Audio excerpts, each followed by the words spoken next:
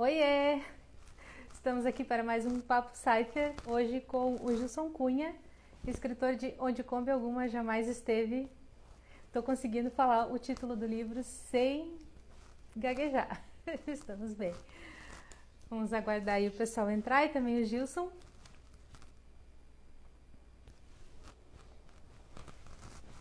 Vamos ver quem vem, quem vem.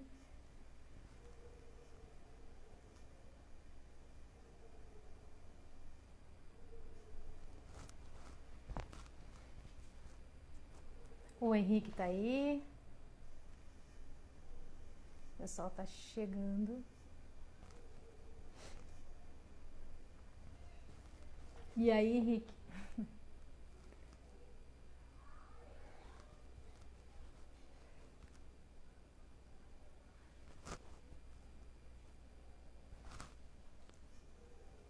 Tô aguardando o Gilson.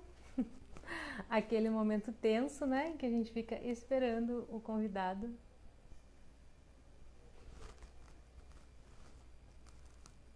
O Dani.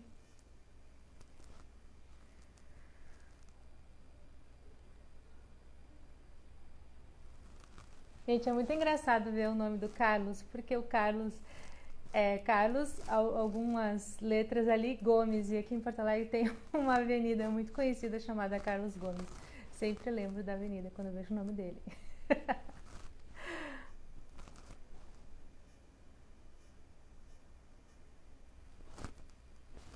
Aguardando o Gilson, quem mais tá aí? Daniel.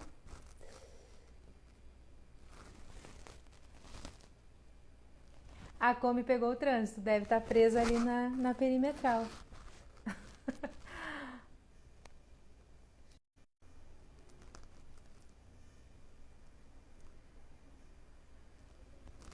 Oi, gente, deu uma travada aqui no meu. Achei que ia cair a live já, nem começamos e já estamos passando nervoso. Socorro.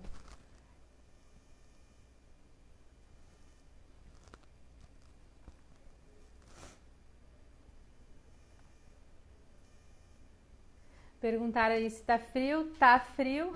Por isso eu tô de manga comprida aqui. Inclusive eu vou ficar mexendo no meu nariz muitas vezes, gente, porque o frio. Não há. Ó, o Gilson está aí. A Fer também. Vamos ver aqui.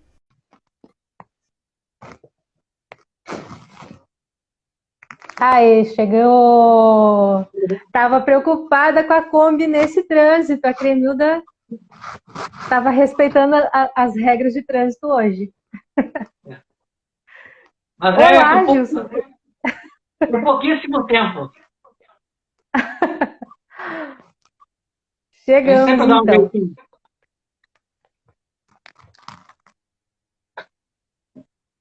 Tem uma galera já aí. Tá a Fê, tá a Cris, o Henrique, o Carlos. Tem uma turma. Vamos começar então pelo começo, né? Vou pedir para tu te apresentar, a primeira live que participa aqui. Muito obrigada por aceitar o convite, seja bem-vindo.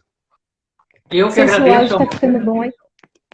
O som está perfeito. Conta pra gente quem é tu, como surgiu o Gilson leitor, principalmente. Vamos começar por aí, né? Depois a gente conta o resto. Tá bom. Então, pigarra primeiro. Há muitos e muitos anos, entre os anos em que os oceanos engoliram a Atlântida. Não, esquece, esse é outro início. Não, o meu nome é Wilson Luiz da Cunha, eu sou biólogo, eu sou doutor em genética e biologia molecular pela URGS. E eu fui para a ciência basicamente porque eu sempre fui fascinado pelo desconhecido. Desde criança, Sim. era assim, eu fazia. Dizem que a criança tem a idade das perguntas inconvenientes, né? E que a Sim. diferença, a diferença do cientista e dos demais humanos é que ele não para de fazer perguntas inconvenientes. A criança para. Isso Sim. enlouquecia minha família em casa, que, né? Eu, bom, eu sempre curti, né, documentários sobre natureza, tecnologia, né? E sempre Sim. gostei também de seriados e filmes de ficção científica, porque era o primeiro contato que a gente tinha com o gênero, né? Então, Sim, todo aquele caminho básico assim que todo mundo já fez de Júlio Verne, H.G. Wells, Isaac Asimov, Arthur Clarke, né? Começou pelo audiovisual e depois foi para as páginas impressas, né?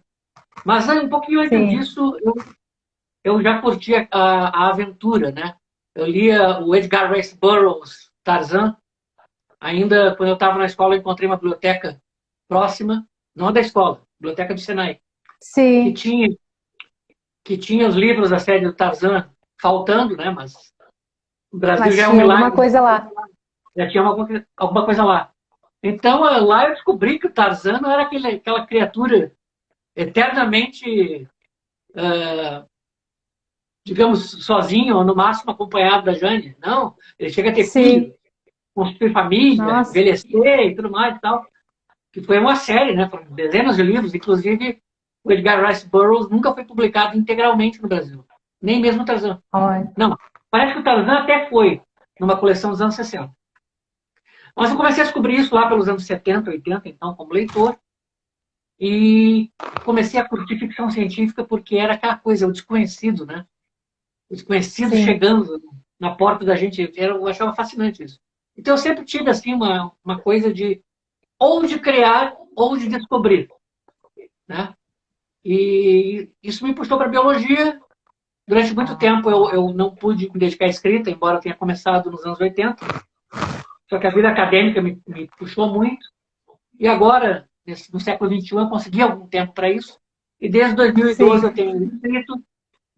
Eu já mandei material para algumas coletâneas, tenho conseguido publicar nas coletâneas. Publicar romance solo já é outro papo, né? Sim. Por uma série Vamos de voltar um questões. pouquinho. Vamos Voltando. voltar um pouquinho na tua história. Volta.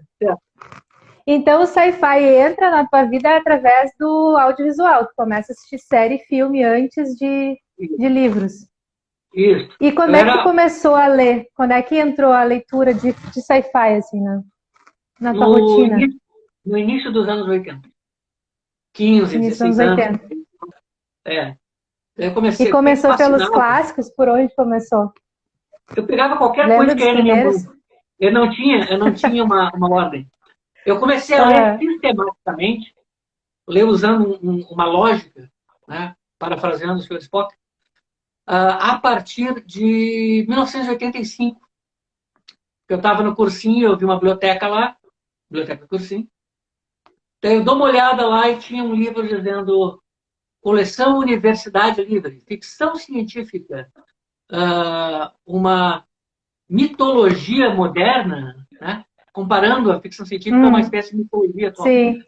E é um livro, é um livrinho fininho, rápido, delicioso de ler, recomendo, da coleção Universidade Livre, que era ficção científica. Não me lembro o autor agora, aliás, o autor é falecido, morreu A alguns gente anos atrás. acha isso ainda? Talvez em Sabe se ainda sebos. é possível encontrar? Sim, em sebos, eu acredito naqueles sebos virtuais. Estante virtual? Não.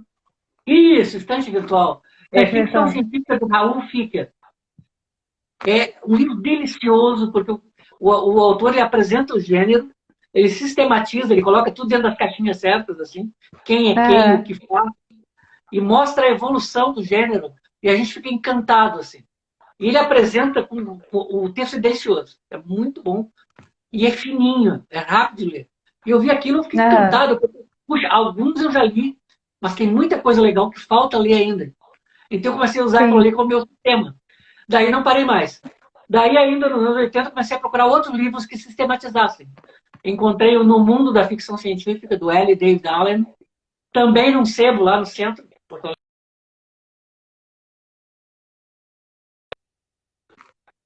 Sim. Tinha muito sebo ali, agora nem sei como é que É anda muito aquela cedo. região, né? Daí Agora é o Soler que tem, eu acho, no Andradas. eu faz tempo que eu não vou lá, na verdade. Eu estou devendo isso aí. É. Pouco antes dessa desgraça começar, o meu Uhum. plano era fazer documentários nos sebos. Porque eu tenho um quadro no meu Olha site, que legal. no meu Sim. YouTube chamado Caçadores do Sebo Perdido, onde eu, Show. onde eu falo de livros que saíram de catálogo e começo a comentar sobre eles e tal, etc. Mas eu encontrei, daí eu peguei esse livro do L. David Allen e depois o livro do Isaac Asimov. E daí não parei mais. Eu comecei a ler sistematicamente, daí eu comecei a pegar Sim. autores antigos, de época, etc. Mas ainda tenho muito que ler, muito, muito. Nossa, como é tarde. Imagina. Se tu começou tarde, que sobe pro resto, né? Que sobe pra mim. Comecei há 4 anos a ler ficção científica. Mas é que eu tenho um Tô só um problema. pouquinho atrasada. Tu és uma leitora voraz, rápida, e eu admiro isso aí. É uma qualidade que eu admiro. Eu não consigo ler rápido. Ler rápido, para mim, é que nem chegar num restaurante magnífico e comer apressadamente, sabe? Isso é... Eu gosto de sentar com calma, comer, apreciar o sabor. Isso é uma desvantagem hoje em dia. Né? Não estou ficando mais jovem, então eu tenho que dar uma... Mas tu sabe que até é legal tu ter comentado isso para eu falar para pelo menos as pessoas que estão aqui vendo a live. Parece que eu leio muito rápido, né? Mas na verdade eu leio por muito tempo, não leio tão rápido assim. Né? Até me perguntaram já se eu fazia leitura dinâmica. Não faço isso. É porque eu dedico muitas horas mesmo para leitura, né? Então, quando dá tempo, eu leio. Tipo, todo o tempo sobrando que eu tiver, eu leio. Daí faz um pouco de diferença. Pois é, mas é bom, é bom. Mas a ficção científica, ela começou a me chamar a atenção, não só pela questão do desconhecido, mas pela questão das emoções pela de perto. Né? Eu acho que a emoção é a ferramenta básica dos autores. Né? De quem quiser escrever, tem que lidar com a emoção. E eu sempre achei, por exemplo, assim, o Isaac Asimov é brilhante, mas o Arthur Clarke ele é muito mais poético que o Asimov. O Asimov é meio cínico em alguns momentos, o Clarke é poético.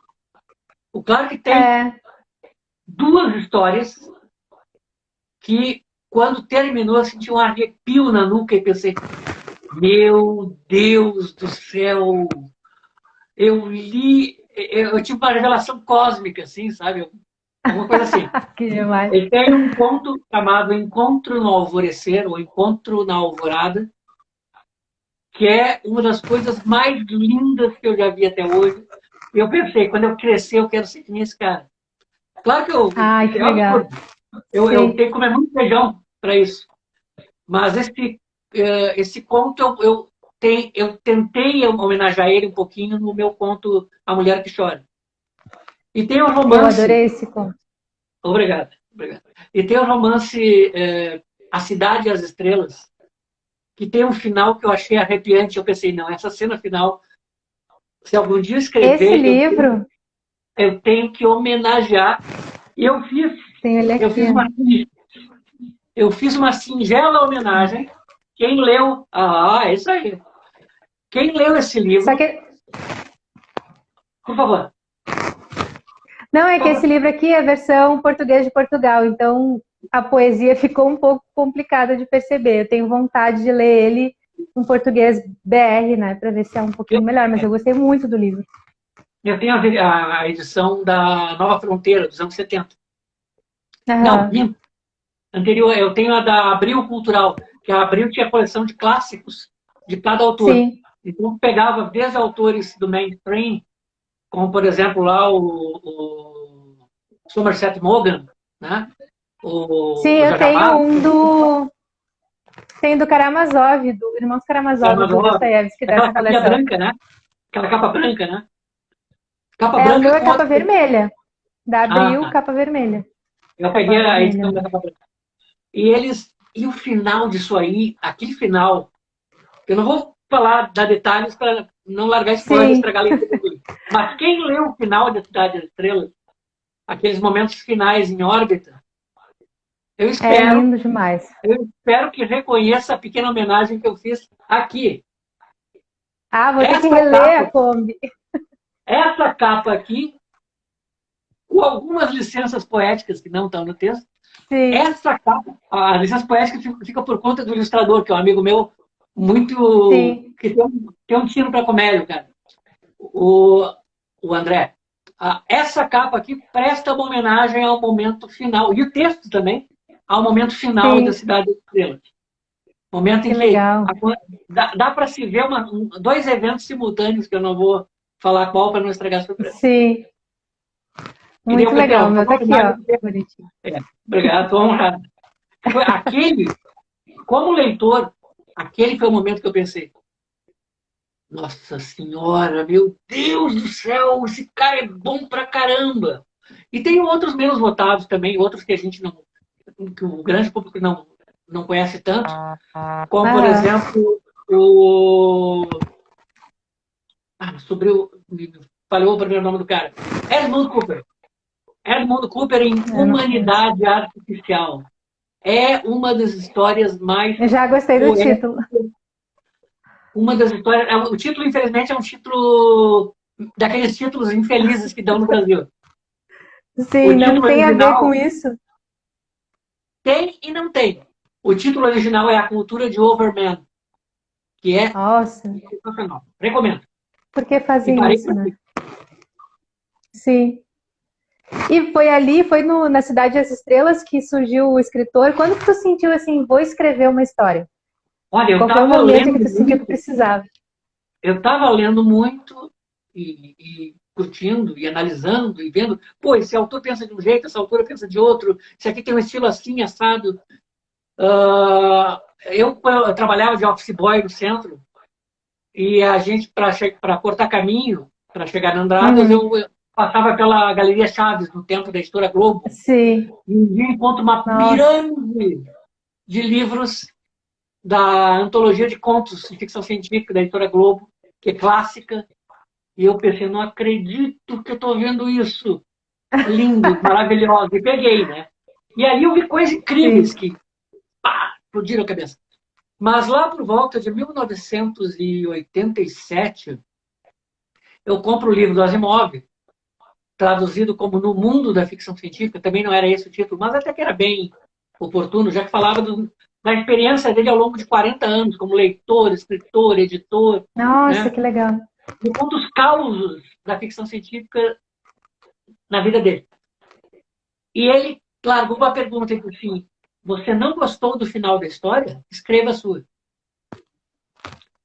E eu pensei, pá, E mas é aí uma te provocação. provocou. Ele provocou. E daí veio a antologia de contos da URGS, antologia Escreva-se, de autores da comunidade. Uma antologia para Sim, alunos, funcionários e professores. Daí eu pensei, vou arriscar. E mandei 2 contos que eu tinha curtinhos, que eu mandei. E eu pensei, isso não vai ser aceito, porque o editor que está lá, o Sérgio Gonzaga, é um cara, um professor de literatura, um cara que, né, que vê a literatura uma pessoa séria. respeitada, aquela coisa toda e tal. E no final, aceitou, e eu achei incrível, porque assim ele coloca, o nosso espectro de publicação, está no prefácio do livro, é o mais plural possível. Nós temos do conto experimental à narrativa clássica, nós temos do conto erótico à ficção científica. E eu pensei, Que uau, que legal. legal. Das duas, uma. Ou o texto estava decente, ou pelo menos ele pensou, não, vamos ser inclusivo, vamos botar ficção científica. É, vamos colocar ali. E a partir dali eu comecei a escrever, mas eu veio a graduação, veio o mestrado, veio o doutorado, e eu tive que meio que Sim, daí deixar de correu lado. com outras. É. Mas agora já, século XXI, né, assim, quase segunda década, eu descubro que Sim, estava que tava havendo quase não, já segunda década. Eu estava vendo um renascimento da literatura fantástica no Brasil, que teve a primeira onda, a segunda onda, a terceira onda e tal, desde os anos lá sim, 50 até agora, né? E eu descubro que no início da década de 10, por assim dizer, estava havendo um renascimento. E eu pensei, puxa, eu acho que agora é o momento, né? Eu comecei a mandar sim. para antologia, para concurso e tal, e concurso com visões bem variadas. Tinha uma editora, não era editora, era a revista online, a revista Pacheco, não existe mais. Eu mandei contos para lá e eles foram aceitos. E daí eu pensei, opa, agora vamos tirar a ferrugem um pouquinho, né? Vamos começar Sim. a pegar E embalo de esses novo. teus primeiros contos, eles já eram no tom mais de humor, como é a Kombi, ou tu foi demorando assim para se encontrar nesse estilo? Eles já eram irônicos, já tinha um pouquinho de ironia, porque eu sempre gostei muito, tem um autor que eu gosto muito americano, que é o Frederick Brown, que ele é considerado um dos mestres do mini conto, e os contos dele são pé na porta, funciona na primeira linha, ele tem esse estilo. E normalmente ele apela para o humor, e eu gosto muito do estilo dele. E Robert Silverberg também é outro que faz isso. A memória está me traindo agora, mas eu acho que é o Frederick Brown. Tem outros, que é de uma mesma turminha que pratica esse estilo, né? E eu comecei a ler muito dele. E li também de um romancista que o cara é brilhante. Ele oscila perfeitamente entre o drama e a comédia, com uma habilidade que eu nunca vi ninguém fazer. Ninguém se compara com ele.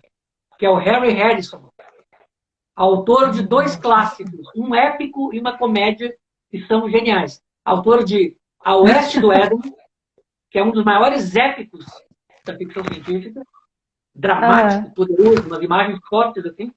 E o outro é Bill, o Herói Galáctico, que é uma mistura de Tropas Estelares com os Três Patetas. Que é hilário. Esse cara ele tem uma habilidade, ele faz malabarismo com drama e comédia de um jeito que, olha, queria ser assim quando crescer. É bom. Olha, o pessoal tá falando ali no chat, tá o Vinícius e o Henrique, que eles não estão conseguindo anotar essas dicas. Acho que tu tem que fazer um post ali no teu Instagram, listando, porque eu também estou aqui ouvindo tu falar de vários escritores que eu não conheço e querendo ler. Opa, então, te compromete aí a fazer um post listando essa galera aí pra gente conhecer. Com certeza. Principalmente aqueles livros. Tem um outro livro de introdução à ficção científica também, que é a Ficção Científica da coleção Primeiros Passos, do Braulio Tavares, que é outro livro delicioso de ler, que faz análises muito legais sobre o gênero, e com uma linguagem extremamente acessível, e dá uma lista de bibliografias que é muito legal, assim, muito bacana.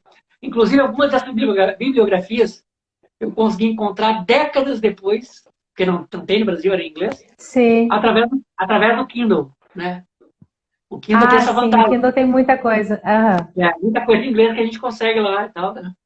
Eu me arrependo do meu inglês ter demorado para engrenar, porque eu aprendi inglês foi como diria o Alfredão, na escola da vida, tia. Porque um dia, lá estou eu, no meio dos anos 80, lá no centro, numa livraria, que era meio sebo, meia livraria lá na Andradas, e dou de cara com o romance que deu origem ao filme Inimigo Meu. Conhece Inimigo Meu? Conheço de nome, não me lembro do filme mais, mas eu devo ter assistido. E me explode a cabeça. A história do filme é apenas uma de 3 novelas que, somadas, formam um romance. É a novela do meio. Não é nem a do início, nem a do final. E eu pensei, que legal, mas não posso comprar esse livro. O meu vocabulário é pobre, a minha habilidade de leitura é pobre, etc. Eu agora me vinguei do Kindle. Agora sim. Sim, agora vai. Agora vai. O meu sonho é um dia o meu inglês deslanchar, porque tem muita coisa, tem muito livro que eu já tenho no Kindle e que eu tô, assim, criando coragem para desenvolver o inglês, porque é difícil, né? Dá bastante preguiça, confesso. O meu inglês foi aquele método, foi o método kamikaze, assim, ou aprende ou não passa, acabou. Sim. Assim, olha, tá aqui esse artigo, 15 páginas de inglês, seminário amanhã de tarde. Toma, tchau, te vira. Eu tinha amigos. Não teve jeito. Eu tinha amigos eu tinha colegas que eram. Como é que é? Quando o cara é um cidadão do mundo, cosmopolitas, né? Que falavam inglês, francês, espanhol, estavam aprendendo alemão, italiano, e eu mal falava português ali e tal. Mas no tranco a gente pega, vamos lá, né? Coragem. Coragem. Tá, agora vamos falar um pouquinho do teu conhecimento, né? Assim, eu já assisti várias lives contigo, né, ao longo desse ano aí, desde que eu conheci a Kombi até hoje. E assim, fico muito impressionada com a quantidade de conhecimento e de coisas que tu assistia. E aí vai contando aí, traça aí, eu sei que os teus favoritos provavelmente são Star Trek. Não sei se você assistiu. E eu só Que não eu já vim com tive o até de emblema da... uniforme. Quase, quase, quase. A minha esposa costuma dizer que eu escolho as minhas roupas baseado na similaridade delas com uniformes da Frota Estelar. Não, não. Quase isso. Tá bom, é isso aí mesmo. Tranquilo, tá certo. Por isso que eu já aboli a gravata, né? Já aboli a gravata, afinal, gravata do século XXII em diante não faz o menor sentido. Tudo bem. Mas a Star Trek, para mim, eu descobri que era Trekker com 6 anos. Eu estava lá na praia, aquela imagem toda cheia de chuviscos, né? TV analógica ainda, do tempo do onça, manivela em preto e branco. E daí, quando parei a imagem, eu vejo ela, assim, desfilando contra aquele fundo estrelado, a Enterprise. E esse foi amor à segunda Amor vista. à primeira vista. Primeira vista, amor à primeira vista. Primeira vista. Primeira vista. Eu pensei, ela é linda, ela é maravilhosa. Né? E a minha família, meus irmãos gostavam muito de Perdidos no Espaço, mas eu não conseguia gostar de Perdidos no Espaço. Eu era uma criança assim, eu disse uma criança, do ponto de vista deles, muito chato. Vulcano até. Porque o Perdidos no Espaço era humor. Só que eu não conseguia entender que aquilo era humor. Eu acho que eu só fui desenvolvendo um senso de humor na adolescência. Daí não parei mais. Eu olhava aqui. Será que não eram piadas muito adultas? Porque eu lembro de coisas que eram piadas quando eu era criança que eu não entendia porque a idade não permitia, assim. É que eu, por exemplo, eu me lembro do início dos anos 70, eu vi uma novela lá, o final do Selva de Pedra. Nossa Senhora. Olha, o Carbono 14 pegou feio. E tinha uma cena de julgamento que a mãe da vítima dizia: porque aquele fulano e o meu filho, aquele fulano é uma boa testemunha, ele e meu filho eram amigos até debaixo d'água. Eu olhando aquilo pensei, por que não deveriam ser amigos também debaixo d'água? Será que abaixo da linha d'água alguma coisa muda? Eu pensei, cadê o contexto? O que está acontecendo aqui, né? Eu não entendia que era uma figura de estilo para aumentar a intensidade, né? Isso aí demorou um pouco de tempo.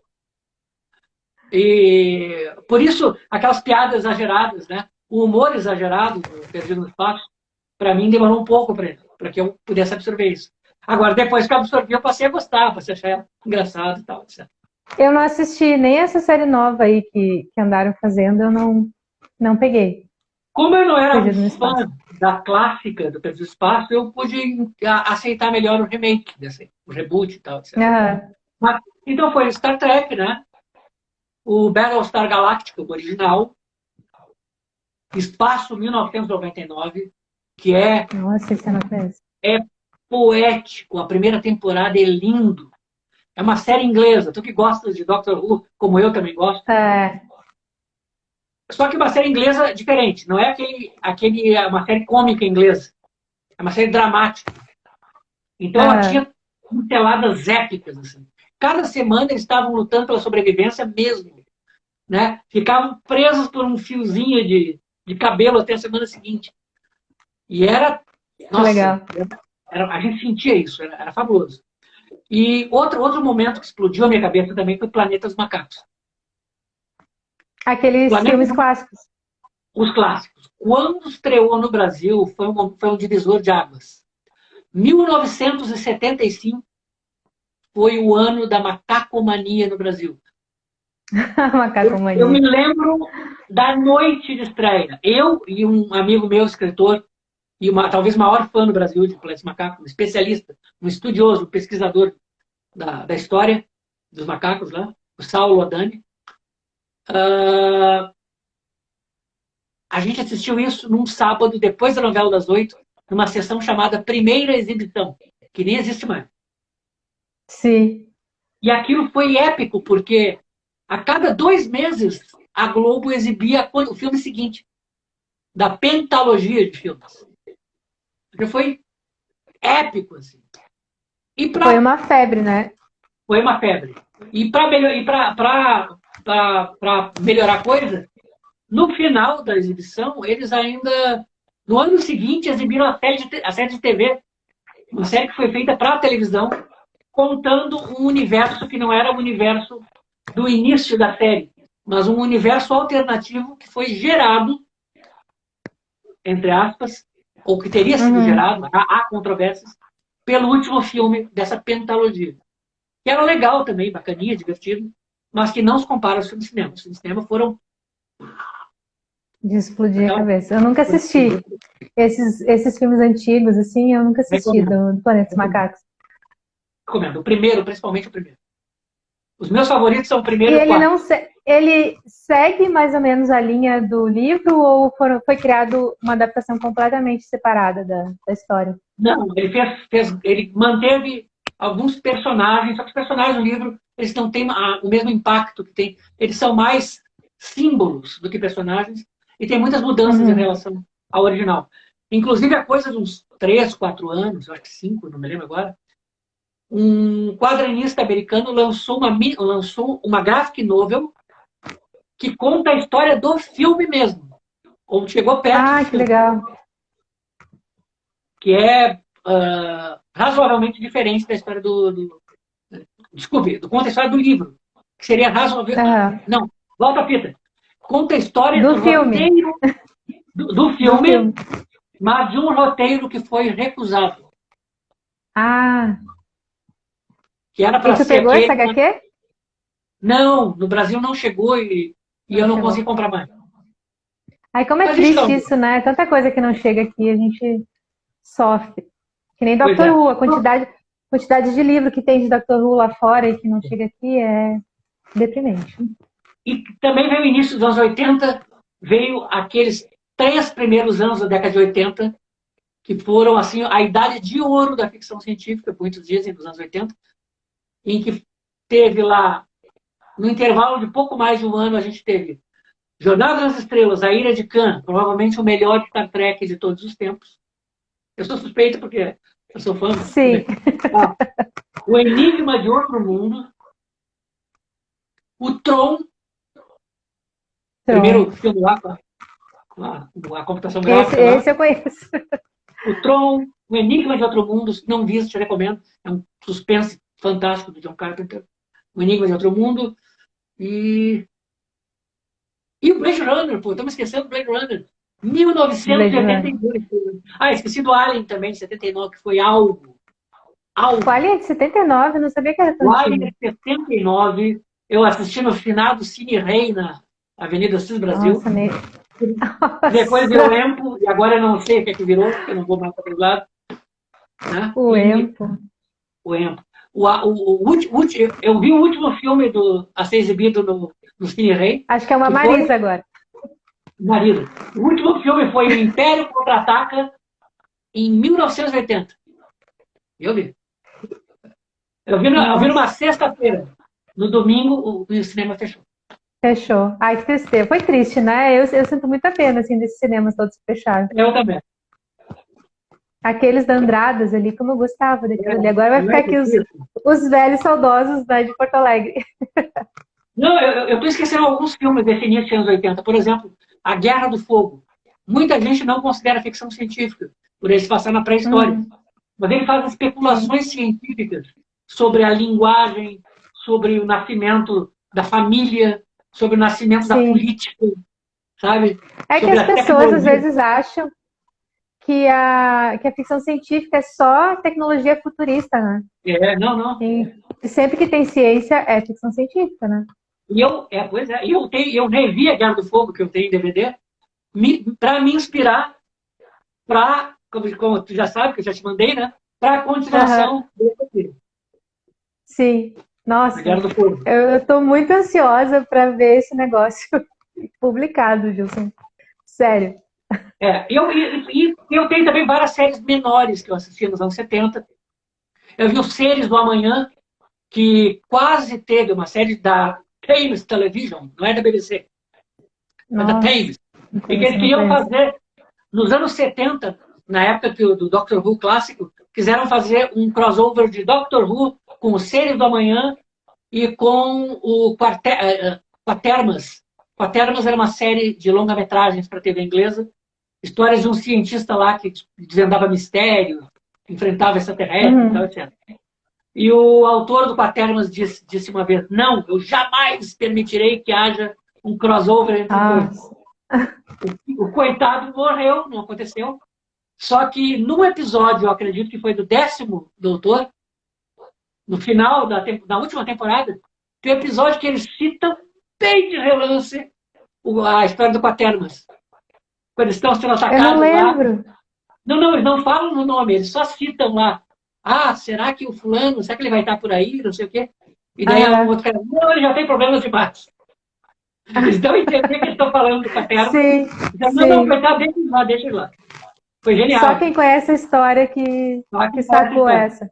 É, O e tem 10º uma outra Doutor é cheio de referência, né, pra coisa, cultura nerd, assim. É muito bom. agora, agora. Eu queria ter um tênis All-Star dele e um terno risca de giz, assim, então. Ah, quem não, né? O terno risca de giz é Até meio eu caro. quero. Ó, tem uma pergunta aqui do Anderson. Ele perguntou se tu chegou a assistir o filme do Perdidos no Espaço de 1998. Assisti. É um bom filme, mas eu achei assim, ele tinha um certo potencial, só que ele ficou meio que indeciso no meio do caminho, Uhum. entre, principalmente, no Dr. Smith. O Dr. Smith não consegue ser uma figura patética, tão engraçada quanto o clássico, e não consegue ser tão assustador quanto, por exemplo, essa nova doutora da TV, que ela é uma mulher apavorante, ela é psicopata mesmo. Assim. Ela é a Loucona. doutora Smith. Eu achei assim, tinha potencial, podia ter ido um pouco mais adiante. Foi um bom filme, mas faltou algo. Assim. É difícil fazer um filme que seja bom de uma série, né? Eu acho, pelo menos, que pra quem gosta da É série, complicado pegar o espírito. dependendo do que aborde, não consegue É, passar toda a mensagem. e às vezes a gente precisa absorver a coisa, tem que ter um certo distanciamento. Por exemplo, eu sou um fã do Galáctica clássico. Quando surgiu o novo Galáctica, o Battlestar Galáctica, eu vi aquilo e pensei, Uhum. isso aí é o 11 de setembro, isso não me interessa. Isso aí foi feito logo depois do 11 de setembro, né? E pensei, isso Sim. isso não diz nada para mim. Apesar de que o terrorismo, em maior ou menor grau, acho que diz respeito a quase todo mundo. Mas na época eu achei que era Uhum. muito americano. Uma vez eu Forçado.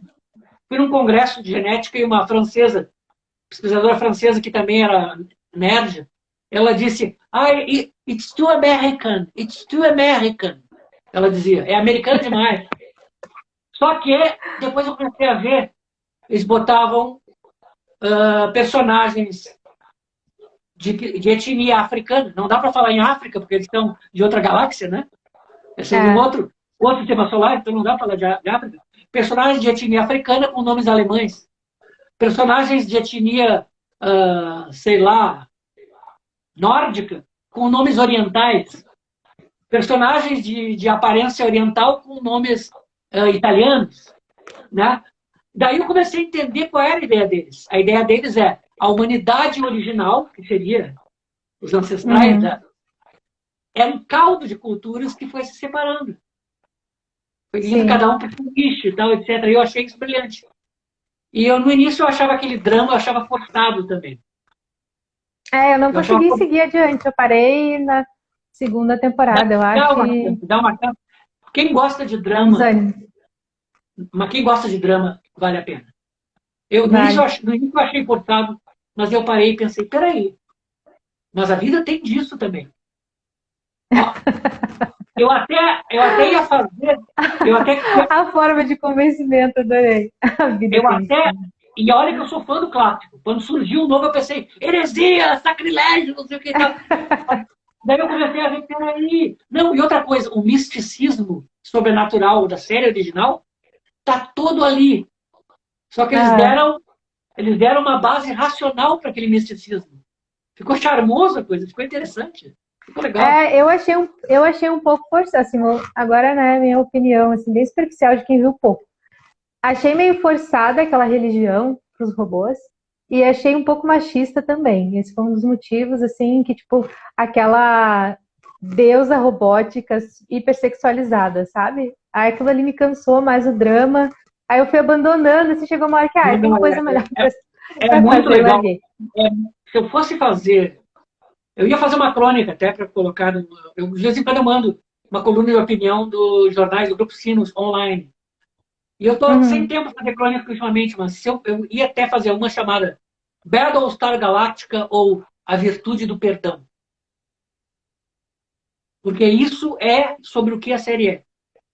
A série é sobre humanos e máquinas olhando para dentro de si mesmos, encarando seus demônios e aprendendo a perdoar a si e aos outros. E é lindo, assim, é comovente. Bom, eu sou uma manteiga derretida, eu sou um pouco suspeito. Eu sou apaixonado. Eu sou meio suspeito, assim. Mas olha, o final. E eles botam ainda. Eles não botaram a trilha original, que para mim teria brilhantado, tudo bem e tal. Mas eles botaram uma música, principalmente uma música irlandesa. Afinal de contas, se eram todos uma cultura ancestral, talvez houvesse um pouquinho de brasileiro, um pouquinho de chinês, um pouquinho de irlandês também, vai lá, né? E eles colocam uma música celta no final, que é uma coisa assim que, olha, segura o lencinho, emocionou. Sabe? Nossa, o que me fala pessoalmente algumas coisas minhas. Assim, Te tocou. vida. Me tocou muito. Isso é legal. Aí é que faz todo sentido, né? Assistir. O Henrique está perguntando. Oi. Pode falar, fazer a pergunta. Tem essa coisa da vida, sabe? Aquela coisa da gente buscar coisa, a gente tá ali, fazer o melhor possível e não ser garantia de nada, sabe? E das vezes que dá certo, ou não dá certo, ou deu certo e a gente acha que deu errado, mas sabe? Essa loucura que é a vida. Assim, eu acho que eles conseguiram capturar isso, apesar de tudo. Sim. O Henrique perguntou: e as suas referências de escritoras sci-fi? Quais suas escritoras que tu mais gosta? Bom, eu gosto da Octavia Butler porque ela mandou os seus críticos às favas, logo de cara, principalmente os familiares e amigos. Familiar não dá, né? Você tem que conviver os amigos. Ela disse... Eu comecei a ler sobre os livros dela na revista Starlog, nos anos 80, que era uma revista que passava limpo o mundo da cultura nerd, o mundo da cultura pop. Ficção científica, fantasia, terror, aventura, etc. Que ela teve uma edição curta no Brasil, nos anos 90. E numa entrevista com ela, dizia assim: se seus amigos perguntam por que você perde tempo com ficção científica, não perca tempo com seus amigos. Eu olhei e pensei, essa mulher é um gênio. Adoro essa mulher, adoro, pronto. Mas tem outras também. Tem outras muito boas. Tem tem uma que assinava como homem, eu não sei porquê, eu acho que talvez para evitar algum preconceito, coisa assim, chamada James Tripty, ou Tripty, eu não me lembro o sobrenome agora direito. E ela tem histórias de suspense. Ela, se não me falha a memória, ela antecedeu o Parque dos Dinossauros em 10 anos, com uma noveleta que saiu na Isaac Asimov Magazine. E que saiu na Isaac Asimov Magazine no Brasil também, na reprise. Sim. Tem uma autora canadense, Zena Henderson, que eu acho ela sensacional, que ela escreveu contos sobre refugiados alienígenas na Terra, numa época, não por ser o tema do refugiado em si, mas ela fazia a gente se colocar no lugar de quem está perdido, quem está tentando sobreviver. É muito legal. Sim. E tem uma outra que é maravilhosa, chamada... Nossa, hoje com a minha memória está horrível. Eu fico devendo. Gottlieb. Phyllis Gottlieb. Phyllis Gottlieb escreveu em 1973, se não falo a memória, ou 70, um conto chamado Planetoide Idiota, que tem em coletâneas da Globo, da editora Globo. E ela é brilhante, porque ela consegue fazer um conto de genética, ficção científica, genética, usando as leis de Mendel. As leis das ervilhinhas. Nossa! Aí te tocou. Ela conseguiu montar uma história extremamente inteligente, falando das consequências de uma guerra tribal num planeta distante, em que as tribos tinham se separado, cada uma levando certo grupo de alelos e tentando isolar esses alelos, porque surgiam os doentes, e os doentes eram isolados e tal, etc. e daí chega lá um grupo de médicos de vários planetas, inclusive humanos de outras espécies lá, tipo uma Nações Unidas, uma federação, estão Aham. lá para ajudar eles, e eles têm que tentar falar para os primitivos lá, não, não são os deuses, tem uma coisinha chamada genética e tal, etc. Só que daí não dá certo no meio da guerra, e daí tem uma humana lá que consegue, e tem uma outra médica lá que ela é alienígena, ela não usa cordas vocais, ela é telepata, e ela fica ali dando força para ela enquanto ela está explicando, vai lá, tá dando certo, tal. Que é uma das coisas mais legais que eu já vi, eu pensei. Phyllis Gottlieb. Infelizmente eu li pouco dela, gostaria de ter lido mais. Eu gosto muito da Zena Henderson, essa canadense, da Phyllis Gottlieb, e Uhum. da Octavia Butler, e da Jane Stripped Tree, essa. Que eu, o nome completo está faltando agora, eu Tá, li mas faz, depois li a faz uns gente tempos. vai tudo pro Google catar essas. Não, não, eu prometo que eu faço uma Catar lista aí e esses nomes. coloco lá no. Faz uma lista. É, Tá. vamos precisar dessa lista. Desesperadamente, porque eu estava esperando, tipo, principalmente nomes de escritores, que tu fosse trazer os mais conhecidos, assim, né? Que é o que todo mundo conhece, que é o que eu conheço. E tu está trazendo uns nomes completamente Ah, diferentes. eu gosto de, digamos assim, eu gosto de fazer diferente. Eu sou do contra. Vai todo mundo para um lado, Sim, então eu vou para o outro. sim, tu tá É, sempre na contramão. eu não no mau sentido, mas assim, no sentido de olhar para lados que foram pouco olhados. Eu, Aham, por exemplo, uma vez eu, meus pais, meu pai e meus irmãos, a gente estava pescando numa lagoa e tinha várias poças menores em volta. E eu resolvi pescar numa das poças. Então eu vou dizer, não vai pegar nada, etc. Então, foi ali que eu pesquei naquele dia. Eu peguei, aham. eles não. Tava esperto. Tá, agora É, vamos falar às de vezes Doctor Who. a gente tem que olhar para o lado que está vago, né? Sim, Numa multidão sim, sim. fica difícil, né? É, é difícil perceber, né, detalhes. Exato. Agora vamos falar um pouquinho de Doctor Who, porque eu sou fã de Doctor Who. E tu vai Eu ter que também, falar também. adoro. Eu sou fã de Doctor Who porque quem é fã de O Guia do Mochileiro das Galáxias tem que ser fã de Doctor Who. É, isso que eu ia te falar. Falar de Douglas Humor Adams inglês. para chegar na E tua escrita. fã do Monty Python também, né? Sim, sim. Esse eu não A assisti, eu gente só conheço por causa da biografia do Douglas Adams, que cita bastante. fã do Monty Python. Quer dizer, humor inglês. Eu gosto daquele humor britânico, assim. Aquele humor, Sim, aquela sensação que eles têm, assim, de que só o inglês pode fazer. Que o brasileiro e o inglês, ambos debocham do infortúnio. Só que o brasileiro ele debocha de um jeito meio para baixo. aham. Ih, deu uma travada ali.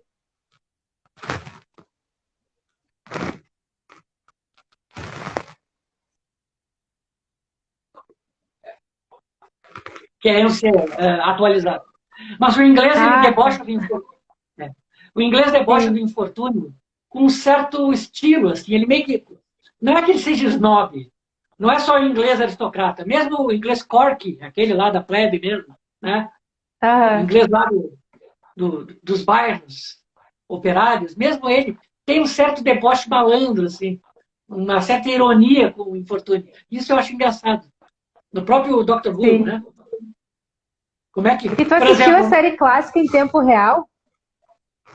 é, eu não sou Alguma tão parte? Não, antigo assim. é, Não, não tô dizendo não, lá nos não. anos Porque, 60, mas não, assim, não, anos não. 80, tu chegou a assistir? Não, porque não existia internet. Eu não tinha como Sim. acessar isso. A Quando que primeira tu vez que começou a assistir? eu comecei a assistir em 1900, desculpa, 1900, em 2005, no canal People and Art, Pena. Sim. quando estreou aqui já com o nono Doctor e o 10º. A moderna. A Era Moderna. Daí, mais recentemente, alguns anos atrás, eu comecei a olhar os antigos, né?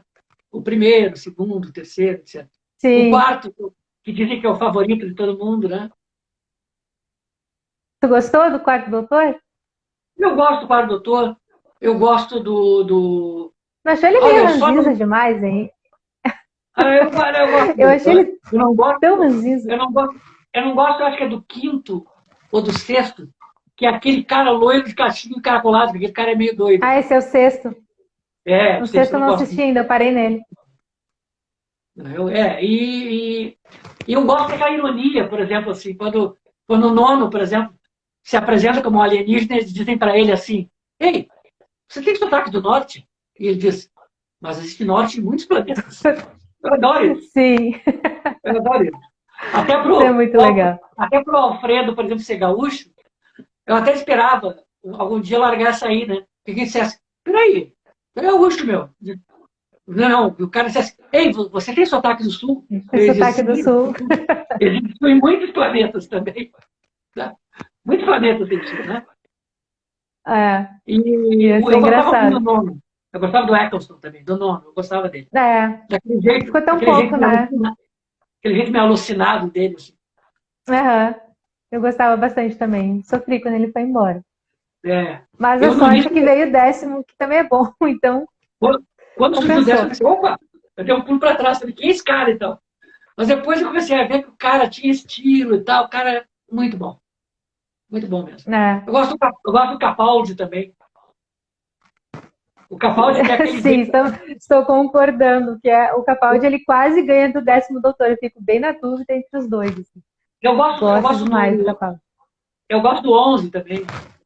Eu gosto daquele jeito otimista do 11, eu adoro aquilo. E o Sim, Capaldi eu gosto. e os gestos.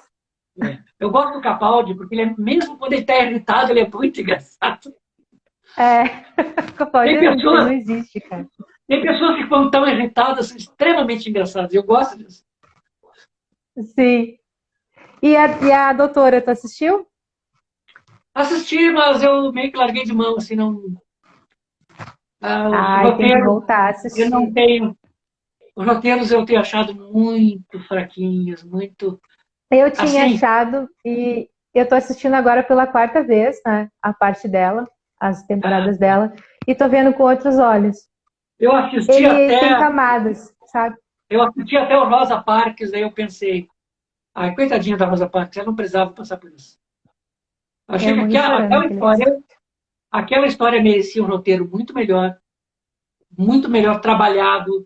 E eu achei que o que houve ali foi um eu não vou nem entrar em detalhes. Assim, eu só achei que uma questão séria daquelas merecia ser tratada Sim. com o respeito que. E foi tão superficial, assim. Então, é a mesma Ah, coisa que eu não pegar. sei, eu gostei tanto daquilo ali. Eu gostei Quando, daquele quando, episódio. pegam, quando pegam dramas pesados, histórias de injustiça, de fome, de guerra, de Uhum. miséria, isso é uma responsabilidade do autor ter um extremo respeito por aquilo. Eu Sim. acho que tem certas coisas que a gente tem que respeitar. Eu estava, para continuação, melhor, não, volta aqui. Ano passado teve um edital de uma editora que eu mandei o prelúdio. Eu consegui fazer a toque de caixa, o prelúdio do Onde Come Sim. Alguma Jamais Teve. Um livro que conta os primeiros 150 anos do Alfredo como agente temporal. Como ele conhece a Diana, Sim. como tudo acontece e como tudo acaba do jeito que acabou, ou não. Sim. E tinha uma passagem em que ele era confrontado com um dilema moral de não interferir, sabe? Eu pensei, Uhum. eu não vou escrever isso. Não vou, não vou. Se retirou dessa situação. E aí tirei, é uma falta. Eu ia estar desrespeitando quem passou por aquilo e as coisas que eu acredito. Então, você dar pegar leve, assim. Aham. E, inclusive, a história é para se passar na Porto Alegre da virada do século. Boa parte dela. E é para ter personagens reais interagindo com ele. Só que daí tem um outro problema. As famílias estão vivas. Sim, daí dá problema também. Dá problema. E por mais que eu fale dos personagens de modo respeitoso, então eu Uhum. pensei, eu vou ter que. Eu vou inventar alguma outra coisa. Aí levou Então, para assim, outro. Mas no fim que saiu o conto? Foi publicado? não, Foi aceito? Como é que eu ficou? estou com o prelúdio pronto. Só que eu vou terminar a trilogia. Vai ser uma Sim. trilogia. A continuação de Onde Come Alguma Jamais Esteve.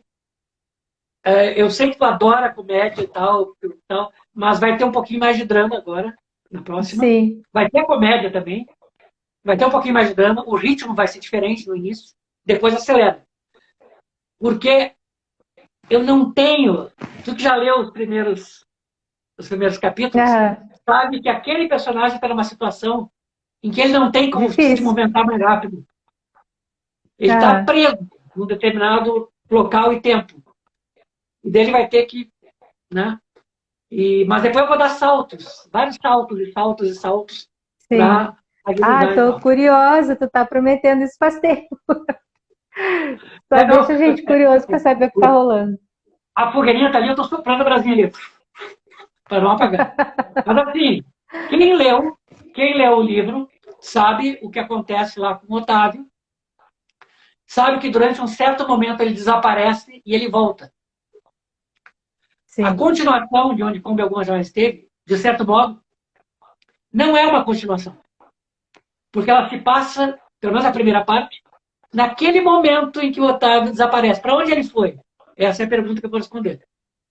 E eu vou responder também os efeitos do desaparecimento dele na história humana, na história do próprio Alfredo e em outros personagens que a gente ainda não viu, mas que vão ter uma certa importância. Inclusive, eu deixei um pequeno easter egg escondidinho aqui. Tem uma personagem que vai ser muito importante, muitíssimo importante, para alguém aqui dentro. Eu quero muito reler isso aí para lembrar. Lembrar dos detalhes para poder... Ela já apareceu naquele momento que eles estão lá no século XIX, em Londres. Ela está lá escondidinha. Piscou, perdeu. E ela vai voltar. E ela vai voltar a aparecer sob o outro ponto de vista, o ângulo. Na verdade, não vai ser o ponto de vista do Alfredo, vai ser o ponto de vista dela. Ela vai aparecer sozinha, falando com alguém que não aparece, que vai dar origem a uma outra história encadeada para o fechamento da trilogia. Para depois, sim, eu vou para os prelúdios. Sim. Só que o primeiro... a Madrepérola... Os prelúdios... Oi? Não, pode falar. Sai, Madrepérola. Vai sair, sim. Inclusive, eu estou para lançar no Halloween. Vocês estão sabendo agora, já finalmente da data. Vai ser lá no Halloween uma coletânea de 3 noveletas passadas no universo da Cremilda, sendo 2 delas inéditas, e uma delas foi lançada nesse livro aqui, Guerras Cthulhu, que é... aparecer. Mostra de novo aí pra gente ver. Guerras Cthulhu, este livro aqui, Cthulhu. São 3 noveletas, 3 aventuras do Otávio, do Alfredo e da Cremilda, enfrentando as criaturas do mal de H.P. Lovecraft. Nossa! Os deuses antigos, para o azar deles, o universo não é tão grande assim. E um dia eles teriam que se deparar com o motorista mais grosso do multiverso. Cara, o Alfredão é muito real. Ele é muito gente, muito, muito, muito real. E como diria aqueles místicos lá na Grécia Antiga, tudo isso já aconteceu e tudo isso acontecerá de novo. Sim. Né? Então são 3 histórias que vão passar pelo aquele ambiente lá da Nova Inglaterra, lá do Lovecraft, o Antigo Egito, o espaço sideral, o futuro distante, e com a participação especial de amigos do Alfredo. Amigos que ele já fez alguns amigos aí, e esses amigos estarão presentes para dar uma força para ele também. Tá, a gente está aqui já falando de Onde Come Alguma Jamais Esteve e não demos a sinopse. Dá uma resumidinha, assim, breve para o pessoal que não leu ainda se animar a ler. Porque esse livro aqui está disponível lá na Amazon, está no Kindle Unlimited, e pode ser comprado físico contigo daí, né? Sim, comigo, autografado. Isso. né? Você pode entrar em contato comigo pelo meu e-mail ou pela mensagens aqui do Instagram, que daí a gente conversa. Tá, conta aí a história rapidamente, sem spoilers, de Onde Come Alguma Jamais Esteve. Alfredo tem 80 anos e está agonizando, vou dar sinopse, e está agonizando vítima de câncer em um hospital de Porto Alegre. Mas para esse Gaudério de soledade, a morte não é o fim. Um experimento paranormal do qual ele participou involuntariamente mais de 40 anos antes será o responsável por sua ressurreição em um corpo clonado por seres extradimensionais conhecidos como Greys, que o incumbiram de uma simples missão: salvar a humanidade e outras espécies da extinção ou escravidão sob o jugo de uma raça de seres chamados Tarve, que deseja moldar a evolução à sua imagem e semelhança. Para evitar que isso ocorra, seus mentores o equipam com a mais estranha nave já construída, sua Kombi 1963, que agora é capaz de viajar mais rápido que a luz, viajar no tempo e cruzar universos paralelos. Eles também o modificam geneticamente, tornando-o mais forte e inteligente do que qualquer um que já viveu, e virtualmente imortal. Contudo, talvez isso não seja o suficiente. Em uma missão na Área 51, Alfredo resgata Otávio Medeiros, também conhecido como Buddy Holly, devido à sua semelhança com o pioneiro do rock and roll. As diferenças entre eles não podiam ser maiores. Otávio é um jovem e sofisticado intelectual urbano. Alfredo, por sua vez, mesmo dotado pelos Greys de vastos conhecimentos, que abrangem desde a astrofísica avançada até pérolas da cultura inútil, é essencialmente um índio grosso, mais grosso que dedo destroncado e que adora ser grosso. Apesar disso, e talvez por causa disso, os Greys incumbem Alfredo e Otávio de investigar tentativas de infiltração tarde na Terra dos séculos XIX e XX. Agora, ambos precisarão sobreviver a um jogo mortal, engendrado bilhões de anos antes do surgimento da espécie humana, e a vontade de socarem o nariz um do outro. Muito bom. Tu foi lendo a sinopse, eu fui lembrando de detalhes do início. Assim, desde o início a gente já começa a pescar as referências, né? E fica uma dica aqui para quem for ler, a Rafa tá com ele no Kindle, ele tá falando que tá louca para ler. Não perde as notas, porque é uma história, quase uma história paralela acontecendo nas notas, né, de rodapé. Queria que tu contasse como é que surgiram aquelas notas ali, porque a história das notas também é engraçada. Bom, as notas, eu confesso que eu fui bastante inspirado pelo guia do mochileiro. Eu não tenho como fugir disso.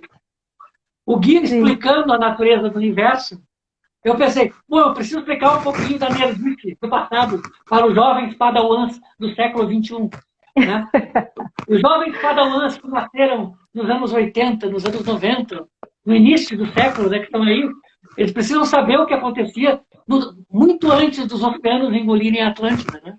Muito antes dos oceanos, do aparecimento dos filhos de Arias, né, do Conan, da Sonja, da Era Boreana, etc. Então eu comecei a falar de velharias pop, né? Comecei a falar de quadrinhos dos anos 40 e 50, programas de auditório horríveis, de gosto duvidoso, e coisas assim, né? E eu pensei, o cara ganhou um calhamaço, ele ganhou o suprassumo do conhecimento humano. Mas na hora H, ele usa as coisas mais absurdas a favor dele. Sim. Né? Então ele pensa... O improviso, né? É o jogo de cintura brasileiro. É um jogo. Tanto é que eu fiz uma enquete para batizar a... Obrigado, Renato. Não falando das notas aí. Eu fiz uma enquete para batizar a Cremilda, que no início ela se chamaria... ela não teria um nome, na verdade. Mas eu pensei, eu quero dar um nome que mostre esse jogo de cintura do brasileiro. Eu quero uma história bem brasileira. Né? E daí... Eu pensei, o Jorge Amado já tem lá a Marinette da Tieta, né? Eu pensei, eu não posso usar Marinette, né?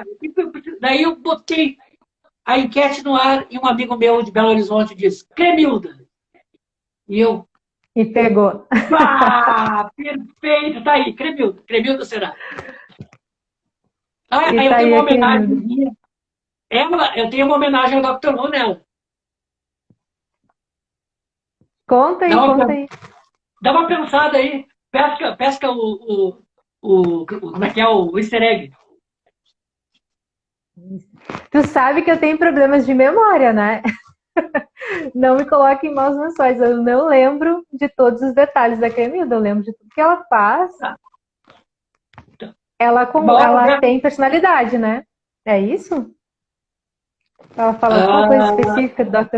eu Eu não lembro vou que ela tem confirmar, personalidade. eu não vou confirmar nem negar isso, porque isso aí aponta para uma outra história que está vindo aí. Mas eu não vou Tá, confirmar nem negar. então deixa assim. Tá, deixa assim, dá uma olhada. Tá. Dá uma olhada depois, em off depois, para não tirar o prazer da descoberta dos outros. É, bom, agora tem uma outra pergunta aqui que eu vou tentar achar, peraí. Que é, não sei se vai carregar agora, sumiu daqui a pergunta que a Cris tinha mandado, que Peraí, é, não sei, para mim não tá carregando. tem que Mas eu baixar um lembro da pouquinho. pergunta. Oi. A pergunta dela era qual tuas referências nacionais ou quais os autores nacionais assim que tu gosta mais de ler. Aí a gente já pode entrar no assunto Cyphers BR também, que para quem, né, tá cheio de Cyphers BR aí no chat que eu já vi. Estamos em Olha, casa. eu gosto do Flávio Medeiros Júnior, ele é mineiro, Uhum. ele tem muita coisa em vários estilos, mas ele fez muita coisa, ele fez um romance, Deuses e Monstros, da Guerra Vitoriana, que é uma história steampunk, mostrando uma guerra uma guerra fria entre a França e a Inglaterra, com as invenções do Júlio Verne do lado da França, ou Júlio Verne criando tecnologia para a França, e H.G. Wells criando tecnologia ou inspirando Nossa, tecnologia para os ingleses, né? Se sim. enfrentando com os recursos das histórias. Eu gosto, aí tem o Renato Azevedo, que tem as histórias sobrenaturais da avó Nena, que é uma personagem dele que é muito legal, que ela é uma senhora O idosa, nome é curioso. uma senhora idosa que é meio que um misto de exorcista com Dercy Gonçalves, que é uma senhora, que é uma velhinha faca na bota que enfrenta qualquer parada, né? A bordo de um Fusca Sim. Azul, né? Tem, além disso aí, bom, já falei, tem o Gerson Lodge Ribeiro, que é considerado o pai da história alternativa no Brasil. Ele tem várias histórias que se passam num Brasil de linhas de tempo alternativas, linhas de tempo em que o Brasil perdeu a Guerra do Paraguai, linhas de tempo em que o Quilombo de Palmares nunca caiu e se transformou numa nação independente e altamente próspera, né? Deixa eu ver outros autores que eu conheço. Tem muitos autores bons, eu fico com medo até de estar deixando de Esses falar de autores que você está algum. falando são contemporâneos. Não, são meus São de contemporâneos. agora. Estão E agora? escrevendo ainda. Estão escrevendo aí. E agora tem o E, Michael também. Estou lendo o olha, Vespa entrou pro hall. Thiago.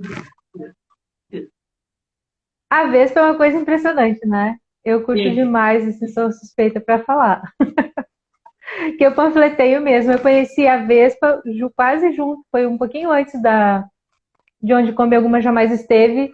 E eu fiquei assim, nossa, olha só, dois escritores de sci-fi aqui em Porto Alegre que eu descobri muito por acaso. Assim. Não, tem Foi bem sim. Tem. impressionante. Gilson, como é que foi assim? A Kombi saiu de forma independente, né? Aí. E tu tem bastante contos lá na Amazon, quando a gente busca pelo teu nome lá na tua página de escritor. Tem vários contos. Conta como é que foi essa caminhada assim pelo cenário independente de Gostaria publicação. que tivesse mais, porque o tempo às vezes é meio limitado. Sim. Olha, eu tentei editoras, eu tentei agente literário, uma certa agência que eu mandei, a, paguei pela leitura, a leitora disse que leria em um mês, ela levou 5 meses, e só me deu o relatório porque eu disse, olha, se a senhora não vai ler, pode me dar o dinheiro de volta.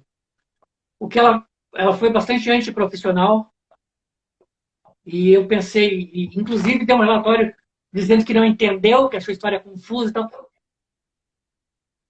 Que era uma pessoa que Sim. não tinha conhecimento do gênero, de ficção científica.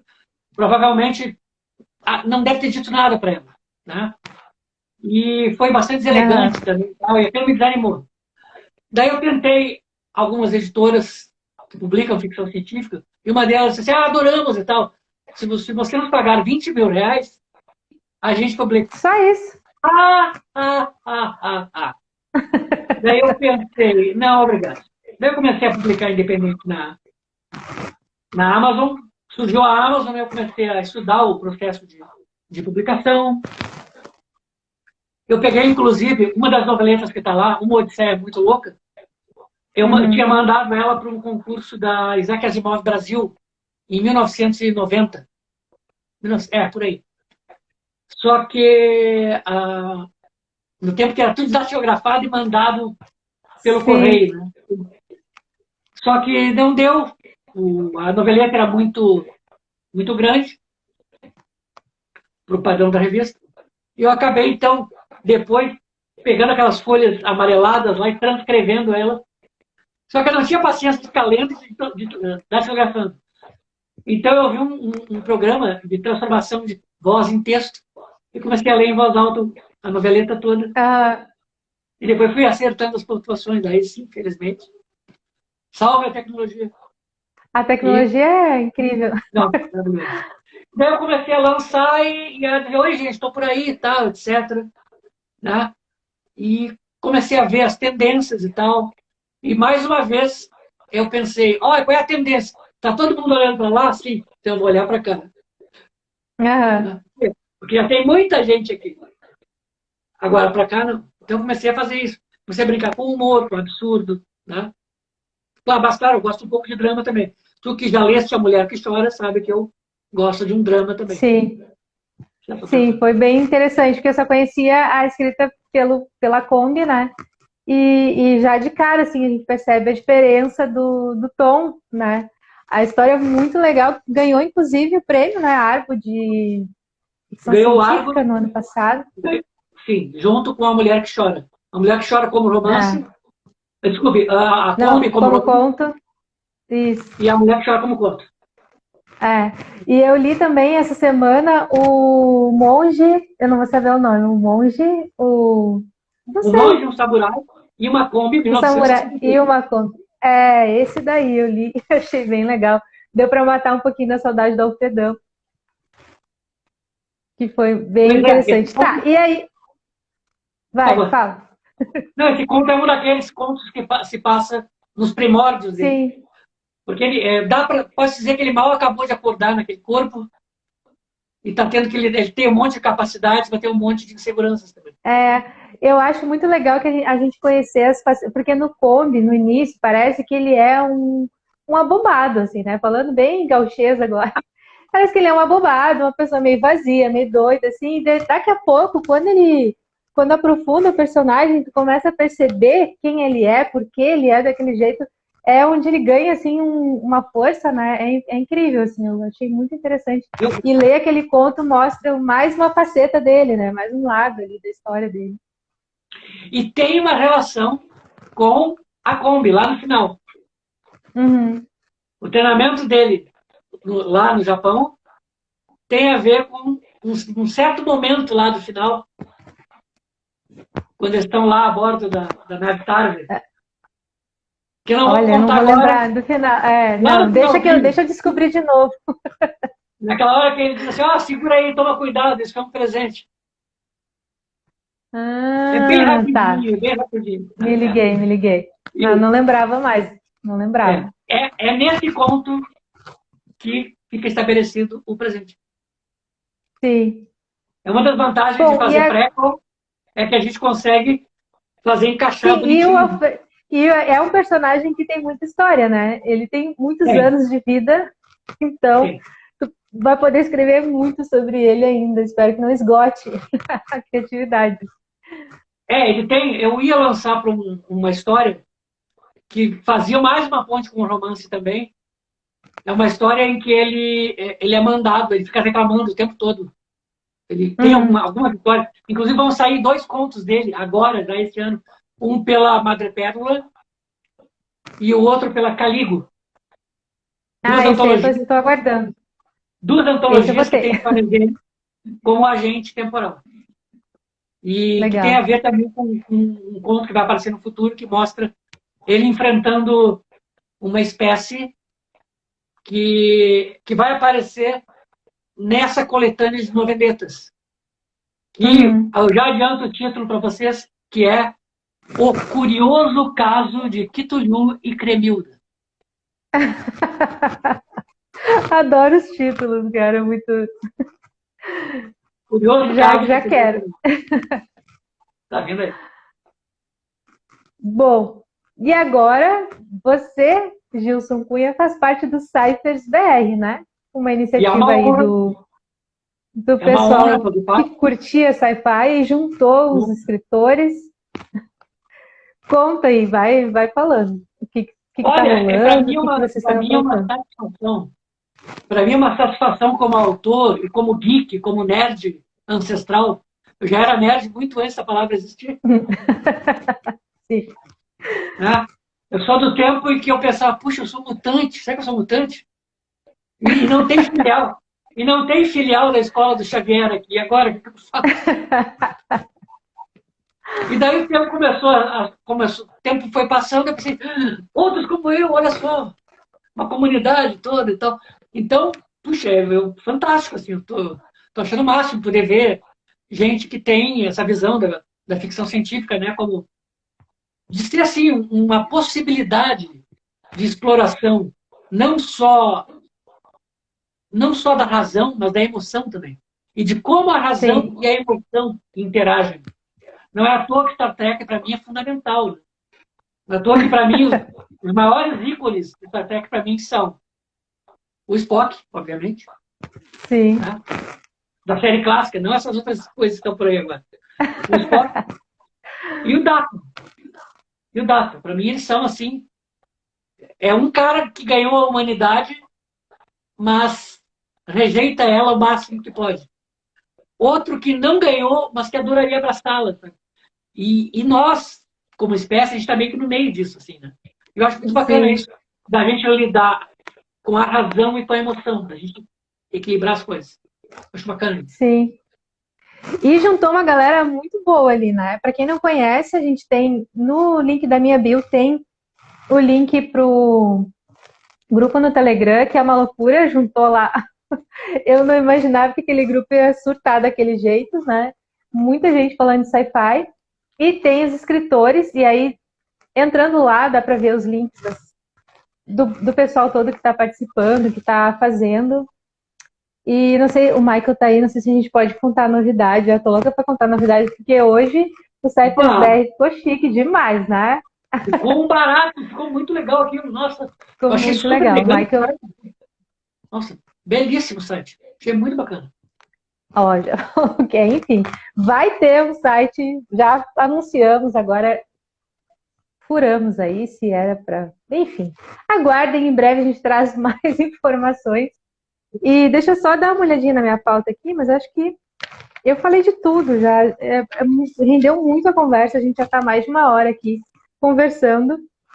Para mim é um prazer. E para mim também, há muito tempo eu queria fazer essa live contigo. E, enfim, o ano passado foi um horror, né? O início da pandemia foi terrível, não que agora esteja muito bom, mas agora, sei lá, já estou aprendendo a sobreviver nesse caos que a gente tá. Aqui a gente, na minha casa, a gente tem protocolos. Ida ao supermercado é uma missão. Sim, o Saída de dentro tributo. do carro, saída de dentro do carro é atividade extraveicular. Sabe? A gente coloca máscara, coloca óculos de proteção, etc. Sim, sim. Nós só comemos e bebemos o que for preparado aqui dentro e devidamente descontaminado. Nossa, Podem achar radical, é. que seja. Tem Não, dados é certos. saúde. É. A gente vê, né, que a maioria das pessoas que não pegaram Covid são as que estão tomando atitudes radicais, né? Que na verdade é cuidado, que nem eu não saio de casa, sabe? Não saio, eu vou ali no portão e volto. É só isso. Então, o que eu queria? Então, Eu queria ter um traje selado, Ah, com um bom visor, para poder aproveitar o cinema. ah, sim, cinema faz falta. E com microfones externos para. Assim, né? Ou poderia voltar o drive-in, né? Teve, não lembro qual cidade aí do país que eu vi que tinha uns drive-in. Também, também seria legal. Bom, Eu e minha esposa, a gente adora sushi, só que sushi acabou pra não gente, dá. Tem que porque aprender a fazer. pizza eu posso trazer, ir na pizzaria, comprar, colocar no forno, 5 minutos a 200 graus e acabou. Acabou tudo. Agora, como sushi, como é que eu vou... O sushi não tem o que fazer. Enfim, né? Aguardar aí pelas vacinas, que se tudo der certo, até o fim do ano, pelo menos, vacinados estaremos. Isso aí. Espero. Daqui a Gilson, pouquinho estamos batendo. vou ter que encerrar a live aqui. O papo tá muito legal, mas eu queria que tu contasse aí quais são os. Tu falou, tu tem um monte de projetos já engatilhado aí, pelo que eu ouvi, Olha, tem mas toneladas de coisas, assim, fica difícil, eu tenho que fazer uma lista. Tem um amigo meu que diz é. que isso atrapalha, mais atrapalha do que ajuda, mas eu comecei uma fantasia, não ficção científica, uma fantasia daqueles mundos fantásticos de capa e espada e RPG cômicos, que é uma gozação com histórias de cavaleiros, histórias de heróis, Sim. histórias... Eu estou com também uma história de bizarro fiction, que está parada há alguns anos, né? Que é uma Aham. história de bizarrices que começam a acontecer em escala global e como isso afeta a vida de pessoas comuns, assim. E sem falar também, tem agora para outubro, para o Halloween, o curioso caso de Túlio Uhum. Cremilda. Para o Sim. ano que vem tem a continuação, que não é continuação da Kombi, e não é ao mesmo Da tempo, Kombi. porque é um Sim. looping, né? E cujo título eu não Viagens quero no falar tempo são ainda. complicadas. É. Então tem bastante coisa, assim. E eu estou para mandar para um edital internacional uma história em inglês, uma história que eu investi mais na parte dramática e em temas biológicos também. Que Aham. tem um tom que lembra um pouco A Mulher que Chora. Mas o cenário Legal. é A radicalmente Mulher que Chora diferente. é genial. Inclusive, eu Quem gosta de peguei. plots e viagens no tempo, perfeito. Muito obrigado. Inclusive, eu peguei coisas que estavam acontecendo na Porto Alegre de alguns anos atrás. Aparece ali, não sei se você se lembra. Ah, Incidentes meio estranhos que estavam acontecendo em certos parques da cidade. ah, sim, sim, sim, Aparece ali. sim, sim. Aparece como Lembrei. arquivo histórico, na verdade. Ó, o Michael. O Gilson é mestre em bagunçar a vida do vivente ordinário. Não. É por Quem aí. dera, quem dera. Quem dera. Eu só pego as bagunças que já estão prontas. A história humana, É, ela é épica e tragicômica ao mesmo tempo.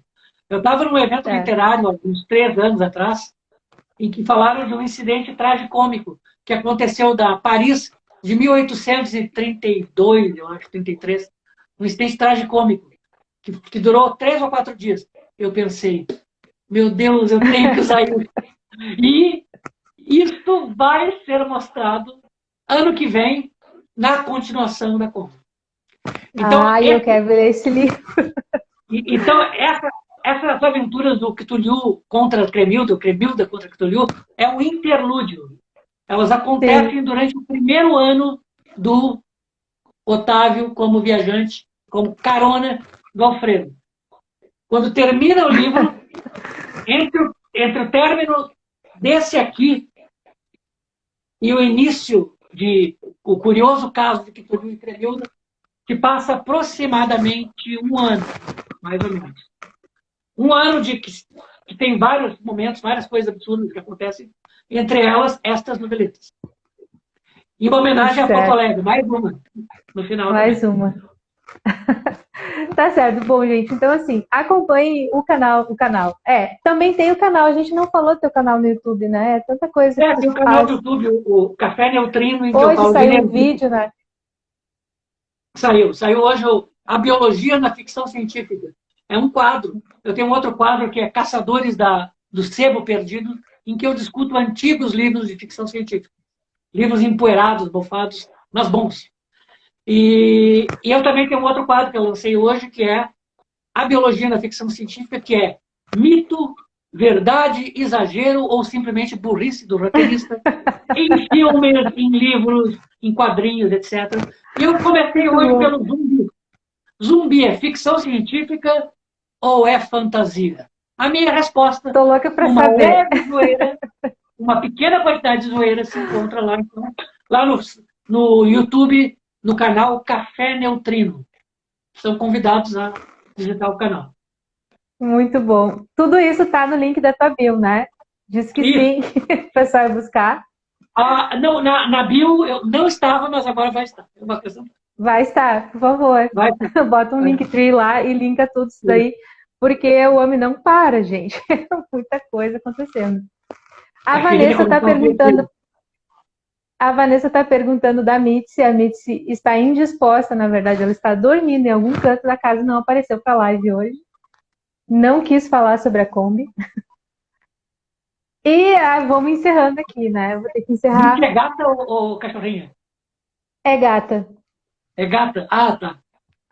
Porque vai ter uma participação especial canina. Ah, ó, Vanessa gosta de cães. Vai ter um cão histórico num dos livros. Que legal. No futuro. Boa.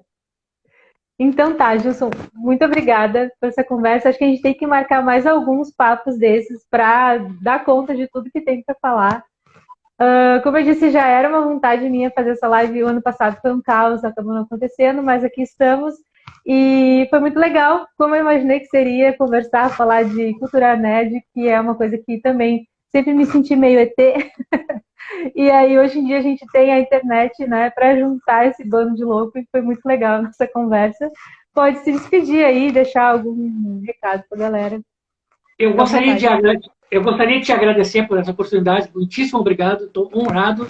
E mais honrado ainda por ver que, quando eu nem imaginava que estava sendo lido direito aqui em Porto Alegre, alguém me disse, num grupo lá de WhatsApp, cara, tem uma leitora lá que tem um canal de livros, tem um perfil de livros e tal, né, que fala de livro, que leu o teu livro e gostou.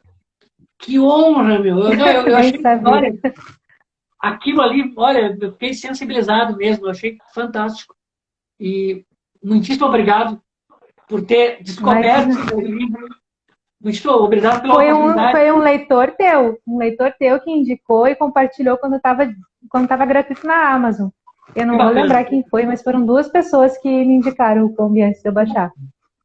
E muitíssimo obrigado também ao pessoal do Cyphers por essa iniciativa, né? Que é a iniciativa Vingadores, nós somos a iniciativa Cyphers. A iniciativa Cyphers. E olha, é muito legal porque a gente está fazendo algo diferente desse mercado, né?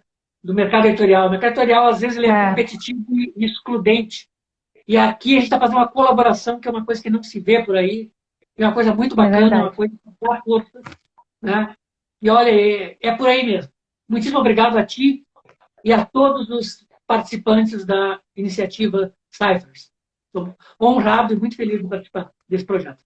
Estamos todos aí, o Cypher dizendo estamos juntos. Obrigada a todo mundo que participou aí da live, que interagiu com a gente, que ficou aí assistindo. Eu consigo fazer, eu não assisto, mas eu consigo. Eu não consigo. Eu tô mais pro homem do fundo do mar. Aquelas membranas. Valeu, vida longa e próxima. Até mais, gente. Obrigada pelo papo aí. E time, wibbly wobbly.